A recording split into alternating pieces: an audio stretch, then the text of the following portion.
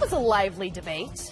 But LeBron James ranks third in the NBA in scoring thus far this season. And when they're lined up next to each other, as far as the numbers go, he's the clear favorite in an MVP conversation between these two.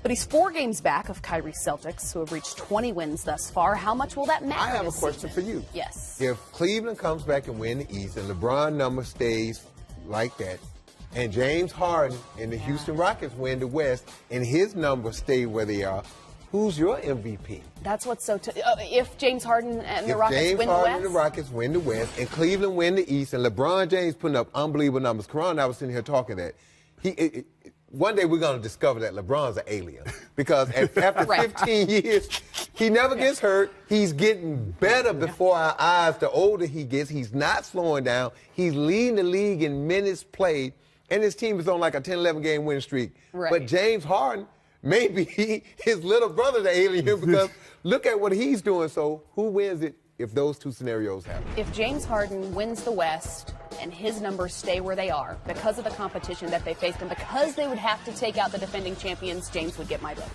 Okay, how about you, Karan? I'm still going to say LeBron James. If he can keep this up, like you said, he's an alien. 15 years in, you're looking at guys that took out James Harden in the MVP discussion over the last couple of years. Steph Curry that had an out-of-body performance for 2 seasons in a row. You look at Kevin Durant as well. You look at Russell Westbrook averaging a triple-double for a whole season. I mean, I hate to say it, but LeBron's doing this in 15 years in. This is special. What about co-MVPs? For this reason. Look, LeBron James is the victim of how good he is. Right, we take it for granted. We expect that.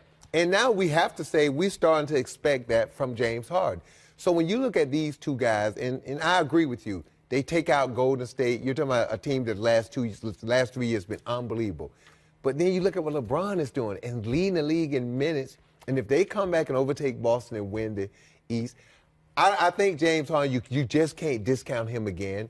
And then you just can't discount LeBron James. So then it comes down to choose between what your vote is based on. How much do the wins actually matter? Because last season, Russell Westbrook, with this historic averaging a triple-double, the wins didn't matter as much, even though James Harden's Rockets were better. Mattered, Russ but still they got made my vote. To me, it mattered that they made the playoffs and that and Kevin Durant goes to Golden State and was the best player on that team with Steph Curry being 2-time MVP. So for him to get that team in the playoffs and win, 47 games, to me, that was a miracle because there's no way I thought they would win 47 games. And he averaged, and Karan will tell you this, remember when we came in the league and somebody had a triple-double? That's all we talked about in the locker room all day, right? And he averaged one. I never in my life thought I would see a guy average. And I thought if someone did it, it would be LeBron James or Kobe Bryant, somebody like that. Not a guy 6'3". And that's the reason why I respect it so much about LeBron, because Kyrie goes to Boston.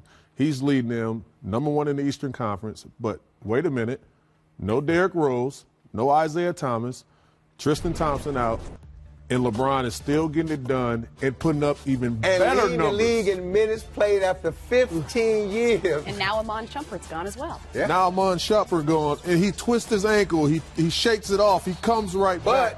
But James Harden is doing something that we've never seen before the last 2 years also, so you just can't discount. I think sometimes there's a legit argument for co-MVP. I think so because it's a disservice to both of those guys if those two scenario plays out. How do you choose? Because both of them last season, if there wasn't an argument for co-MVP last season, then... Now, to me, but he averaged a triple-double. Christian, you got to understand, us as players, you don't understand. That triple-double, we live to get one. I never had one. How many did you have? I had 4 in my career, 3 or 4. But would that ever be done again where a player averaged a triple-double for a season? Average. I mean... Will that ever be done again?